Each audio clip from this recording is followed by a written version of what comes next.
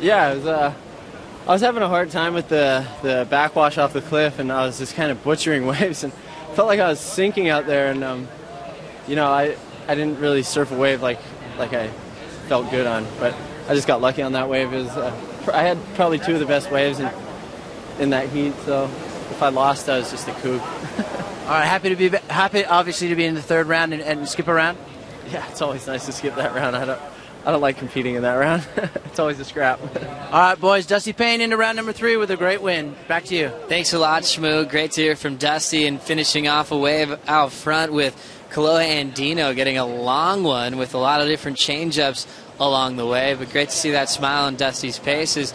He's kind of saying he's only at 85%. That's a little surprising, Ron, that he's already back, but probably just missed competition in a big way. Well, you've got to start somewhere, and it was a big break for him at the start of this year, but he's certainly finding his feet. Ankle's looking good. Here's a replay of Kolohe's last ride, and Kolohe, he's got a really tidy wrap on him, this kid, and the bigger he gets, the bigger that turn is going to get.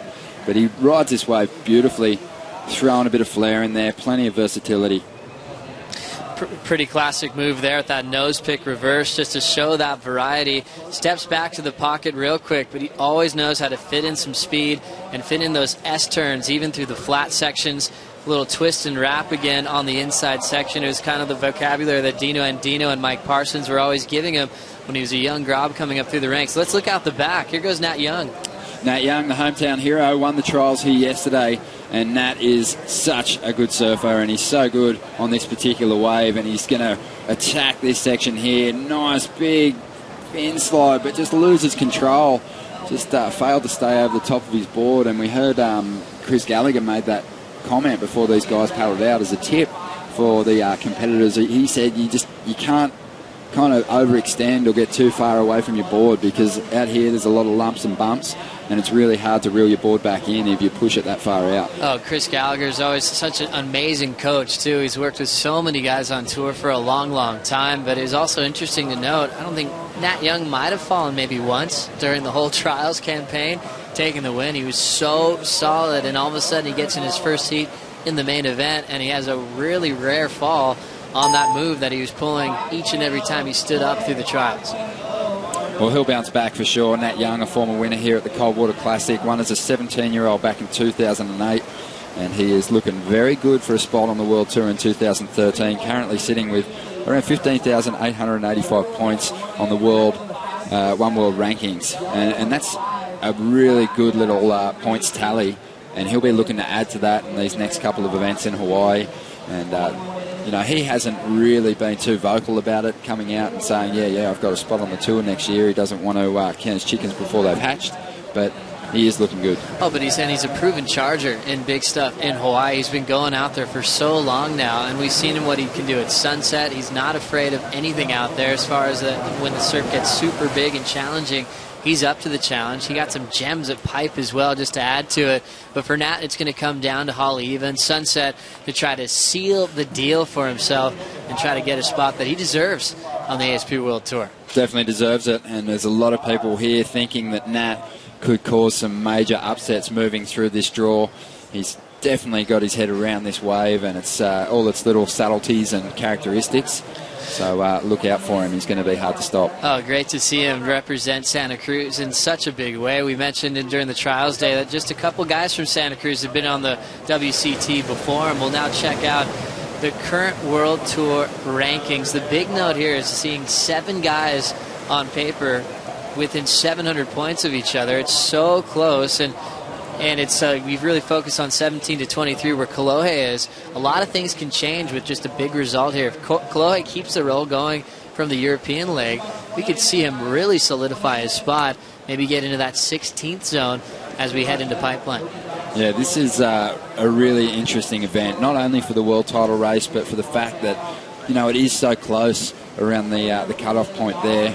Obviously, the 22 top surfers on the World Tour ratings will automatically qualify for next year, and then we'll take the top 10 off the One World rankings to replace the bottom finishers on the World Tour at the end of the year. So, an interesting setup there with it being so close, and this event is going to be pivotal. No, it sure will. And you look at what's going on with the One World rankings, you're seeing some new faces, guys like Felipe Toledo, guys like Glenn Michael Hall, alongside Nat Young as the real top contenders to be some new faces onto the World Tour next year. As we check out Kelly Slater, looking a little more antsy out the back. He's sitting in second right now after Kolohe's 5 came in. Let's check out his profile on the screen. He obviously has the best record out of anyone in the entire world, and we had a real special chance to catch up to him before this heat run. We did, and the one thing that Kelly mentioned, which is really crucial, is that he's now having to hang on to that 13th place finish at the Rip Curl Pro in Portugal. He had an injury at the start of the year. He missed Brazil, and then he also had a pretty hard result there on the Gold Coast, I believe. And then Tahiti was the shocker, too, with Ricardo dos Santos taking him out in that third round. So a couple little hiccups for Kelly, which we weren't used to. And now let's check out the all-time career victories. 51 wins for Kelly Slater, reaching that accolade this year in 2012. It's amazing, isn't it? And you look down at the next guy who's currently on tour. It's Mick Fanning with 15 World Tour victories. Unbelievable. Andy Irons was obviously sort of on his way, keeping, was collecting titles. But it's an amazing result. It's unbelievable. 51. Where are all those trophies? That's what I want to know. They've got to be in some secret room in Cocoa Beach. Just a huge filing cabinet with all those big novelty checks in them. Yeah. Unbelievable. Pretty 51. amazing. It doesn't even make sense. And to think that he's going for a 12th world title is just incredible. The best ever in probably any sport. He's often compared to the superstars from basketball like Michael Jordan, and so many guys that he can be compared to. And we know as surfers the lineup is changing every time you paddle out, and he can adapt to waves like Bell's Beach, to Pipeline. He's done it all, and he's still setting the pace. It's a pretty incredible feat that's still going, Ron. Oh, for sure. He's battled it out against so many different generations of surfers, Sometimes you find yourself sitting next to a former World Tour surfer who was maybe on tour when Kelly was coming through as a rookie, and then you've got, guys who, weren't even born when Kelly was winning his first world title. So, it's all happening for him. He's definitely in this race, and, in some respects, he's actually the front runner when you drop his 2 worst results. So, this is a big one for him, though. Kelly can't afford to have a poor result here at Santa Cruz, because if he does, it's really going to be hard for him to claw his way back at Pipe. Here we go, some movement in the lineup behind the cliff there. Deep on this one, Kelly Slater wanted to establish position in a big way. He's going to make it around the corner, a little setup turn off the top. Let's see what he has on this big wall. He's waiting for this section, jams a quick float, but the next section went way out in front of him, and he ends up getting held back on that last exchange. So Kelly needs a .83 at the moment. We'll see the lead change with 16 minutes to go. It's pretty interesting for Kelly coming back to Steamer Lane after competing here back in 1996. He's got a really interesting relationship with the place. Let's hear what Kelly had to say. I've only ever actually surfed the lane one time. Well, one event. I came here in '94 and surfed an event at PSAA and didn't do so well. Had the wrong board. Didn't know the wave very well, just did terrible. So my record here is only bound to improve. Pretty funny hearing that from Kelly Slater. You look at every event that he ever goes to and you just pencil him into the final. But actually an event here for Steamer Lane, he hasn't really had a result yet. And now look at Kolohe out the back. This is live action. Kolohe Andino racing down the line, looking for something big here. He climbs up into the air, and he seemed to be in control of that one as he was coming down, but he just lost control in the whitewater there. Bounced off, it looked like. But that's the dangerous part of Kolohe's act. He can pull those things, most of the time. But on that occasionally a rare fall. Here's this one out in front. Kelly Slater's going to make a move. You can see that little wedge bounce coming off the cliff and really warbled it up. He took a look at that one, so that leaves the local boy, Nat Young, all alone out the back. Let's see what Nat can do. This wave's got a big old bend in it, but he's going to drive off the bottom here, straight into that first section. Big backhand hit to get started, and squeezes in another turn. So only 2 manoeuvres, but pretty big turns on what was the biggest set wave that we've seen roll through today. Damien Hobgood was watching that one very closely. A fellow goofy footer who would have been sussing out Nat's approach on his backhand there. Nat surfed that wave particularly well. The wave is still starting to heat up out the back. We've got Kelly Slater interested in this one. A big wall to start. He's going to pull on the brakes as he was sitting a little bit too deep for that one. So it's been a bit of a scramble to find the good waves out in this heat. Kelly's out in front by getting that 183, but we're still waiting for the last wave of Nat Young to come in. He only needed a 5.18 to take the lead. So big things are changing with this couple of young guys taking on the 11-time world champ. A lot of guys can't really put pressure on Kelly. He can usually only put pressure on himself at this point, Ron. Yeah, this is a big heat for Kelly, though. You know, we haven't seen any of the top seeds progress through to round 3 just yet. It's been a really tough day for those guys out there in the red jerseys. So it's going to be interesting to see if Kelly can get the jump on these two young grommets in this battle. That's right. Nat Young on your screen, goofy footer from Santa Cruz, used to drive all the way down to Southern California to compete against guys like Kolohe Andino from a very, very young age and develop skills like this on his backhand. Look at the replay here, Ron. Amazing skill. Well, this is a really difficult wave to serve, and he just reads it so well. He's got this backhand jam dialed out here at Steamer Lane, and it doesn't seem to matter whether he hits it late or whatever. He's just got great control as he falls out of the roof of these turns. We're waiting on that score to come through. I mentioned it before, only 2 manoeuvres, but look at the read. He's climbing up over the breaking wave there and almost carves his way down the falling lip. Pretty incredible that he was able to regain composure and pull that one in a pretty crazy closeout section. Had the big wall. It was going to be a shorter wave, and he's able to get the job done. So we always talk about support crews in everyone's court. Kelly's got his crew, his girlfriend's here, and Stephen Bell's always in his corner. Kolohe's got his dad here and Mike Parsons. And Nat Young's got an entire town of Santa Cruz. Yeah, that's right. Well, we were watching the weather reports this morning on TV and the local news station, you know, encouraging everyone to get down here on the cliff and cheer Nat on. He did take out the trials. And you know what? He's already surfing an event within the event, really. He had an incredibly tough lineup to overcome yesterday in the trials to earn his spot here in the main event. And he dropped some huge scores as he moved through the rounds yesterday. Oh, he sure did. It started off in the opening round where he had a big backside air rotation, mix it up with what he can do on the face. He has the perfect package on the skill level out here at Steamer Lane. Even all the local guys kind of look to Nat to carry the flag for Santa Cruz onto the World Tour. Even when he's matched up with all the best local talent, most of them are way older than he is, and he was taking them down one by one and earned his spot here in round 1. Well, there's only been 2 surfers who've previously come from this area and gone on to qualify for the World Tour, Chris Gallagher and Adam Rapogel. So Nat Young looking really good to become the 3rd. And let's check out some of those highlights from yesterday as Nat seeks a bit of an update from the judges there. But have a look at this guy's backhand attack. I think this was the board that he actually creased. He did. He had to run up the cliff, met up with Frankie D'Andrea, made the board change, and then really picked up the pace. While he was out of the water, Sean Burns wasn't able to get a ride, and it was all Nat Young throughout this heat, throwing down 8-point rides, big transitions in open face hooks like this, and even displayed some of his air game when he needed to rely on it in some of the smaller insiders later on in that day. He's got that rare variation on his backhand where when he goes up for the lip, it's not just the backhand snap that he counts on. He's got the fin throw.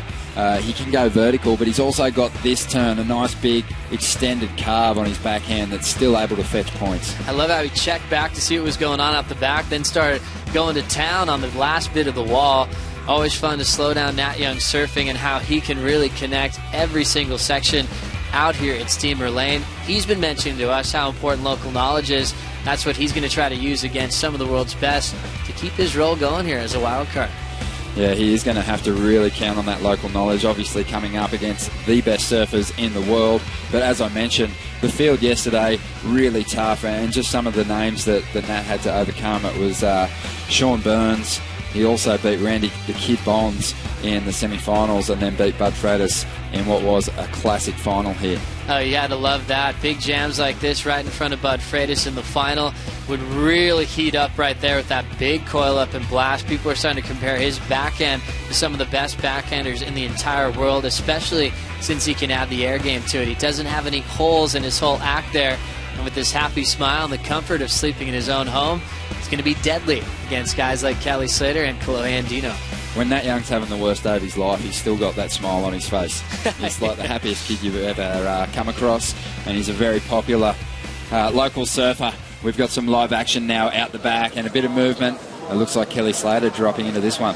Kelly making a move. It could be a grower here. He's going to fade the takeoff, but he could have that wedge off the cliff to open this face up a little bit for him. Little jam back again. He's going to climb over the whitewater as he fades it. Just a bunch of busy work to get this thing started, keeping his board speed up, and now he really needs to hope for an inside track.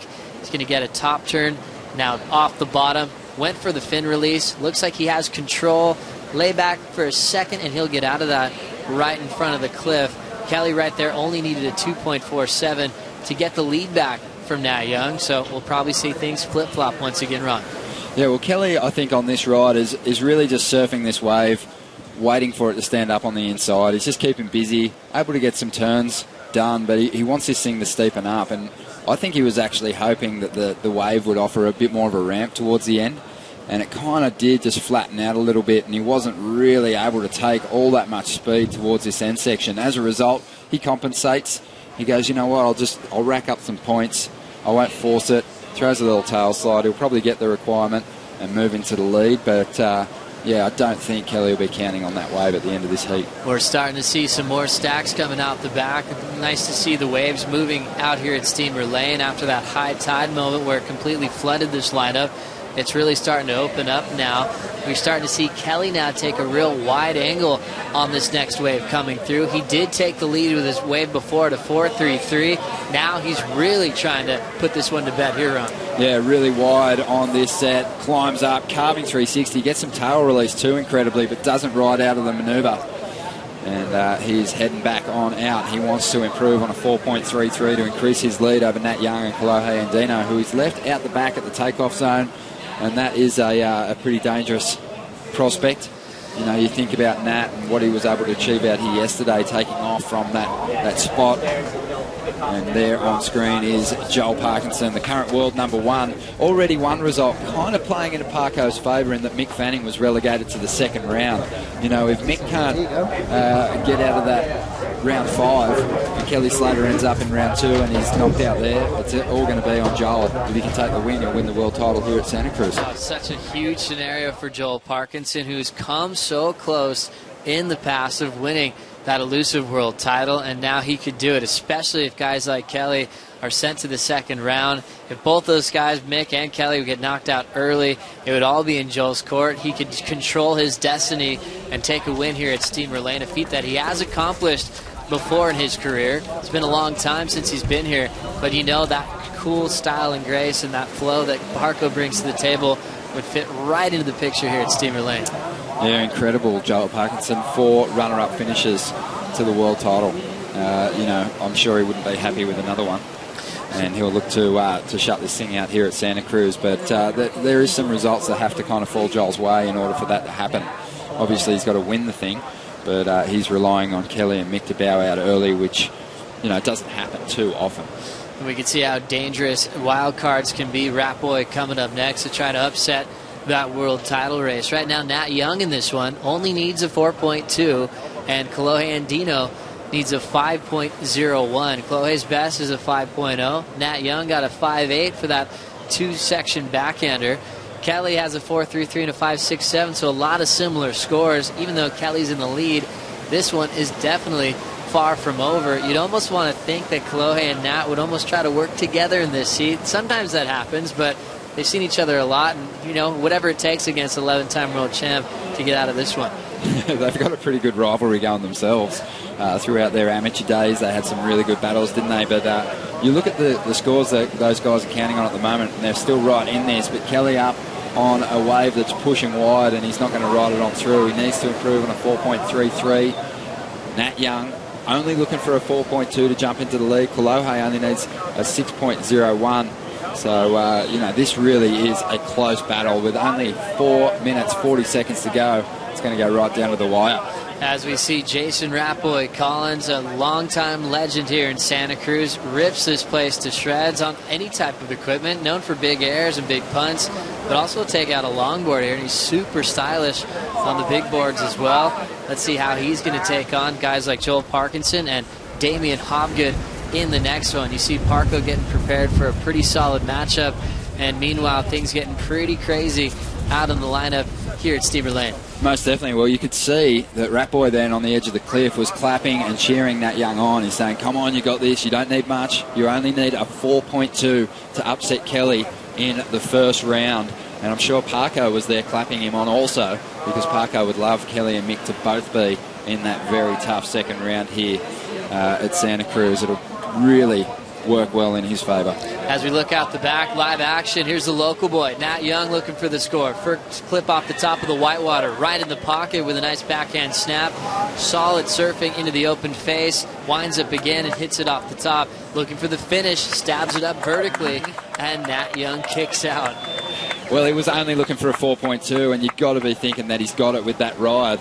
But you know what? There's still some waves approaching, I believe, and we could see a big finish to this one. Kolohe Andino, he's hanging for a set wave. He only needs a small score to jump up in the lead also, but Nat Young is about to lock in a decent wave. 3 minutes to go. Kelly Slater taking off. Kelly through this inside section. Doesn't know what Nat got on his last one, but he'll jam this one off the top. Little float to get out in the open face. Big bottom turn, but wow. He ends up going down on that big section on the inside. So that wave didn't really materialize for Kelly. Down to 3 minutes. Kolohe Andino's been sitting out the back, waiting for his turn in the exchange, and we're kind of thinking Nat Young's probably going to get the score too. I can't remember watching an event, whatever happens in this heat, I can't remember watching an event where in the first 4 heats you've seen the top seeds fail to progress through. Generally, by this stage, one of the top seeds would have at least made it through to the third round. Kelly could be relegated to round 2 also here. We're waiting on Nat Young's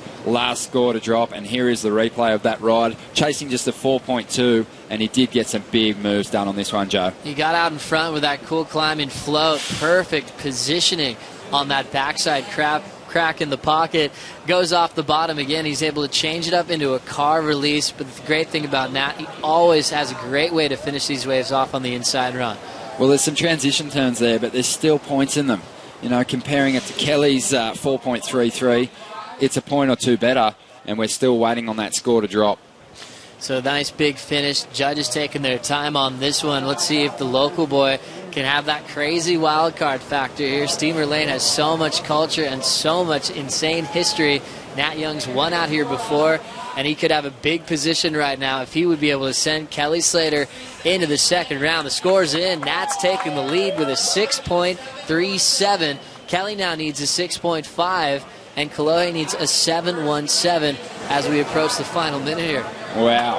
Nat Young is up once again and rides out of that turn. Just over a minute to go, and we could be seeing another big upset result here in the first round. Could Kelly Slater be relegated to the second round by the local boy, Nat Young? He just posted a 6.37. He's out in front. Kelly looking for a 6.5, and Kolohe Andino looking for a 7.17. Have a look at this turn. Replay right there, the big coil up from Nat Young. It looked like he got a little bobbled on the landing there, so we're probably going to say that one's incomplete on that last turn. Didn't quite have control on riding out of it. It's just going to stay the same with Kelly Slater chasing the 6.5, and here goes Kolohe now. Kolohe's got some big turns. He's still in it, just chasing a 7.17. Nice wrap there. Climbs back onto the open face. Let's go another one of those turns. He needs a ramp, though. He wants this thing to stand up so he can let go of one of these big airs that he's famous for. Kolohe just building some speed. A bit of weed there to negotiate. He nose picks, but isn't able to ride out of that one. And with just on 20 seconds to go, Kelly's going to be hoping that a set just appears out of nowhere here. Nat Young might have just pulled it off, a round 1 win. What a spectacular heat. Kolohe Andino is going to call it quits, and he'll bounce back in round 2. Kelly Slater still needs a 6.5. The clock is winding down, and it is official. Nat Young takes out Kelly and Kolohe. Santa Cruz is really letting him hear it now, and he's moved on straight into round 3. A pretty interesting day today as our top seeds are falling one by one. Unbelievable there. Kelly Slater just couldn't do anything. Nat Young he just tore his waves apart. He finished them off beautifully. Kelly had a couple of uncharacteristic falls, which is what we've seen from our top seeds today. And Kelly making his way in now. Great stuff from Nat. A big one there. We have a big rotator thrown from Kelly Slater on his way into the beach. Looks like he was going to pull that one off. Just trying to excite the fans and see what they could be in store for when we get into round 2 later on in this event. But here's the hometown hero. He's had this crowd get behind him so many times they even want him to run for president, Ron. That'd be awesome. That'd be unreal. Everyone has to go for an early before going to work. No, I'm sure that wouldn't be the case. School would probably start earlier so Nat could get the lineup to himself. But here we go, Kelly making his way in, and it's just so interesting.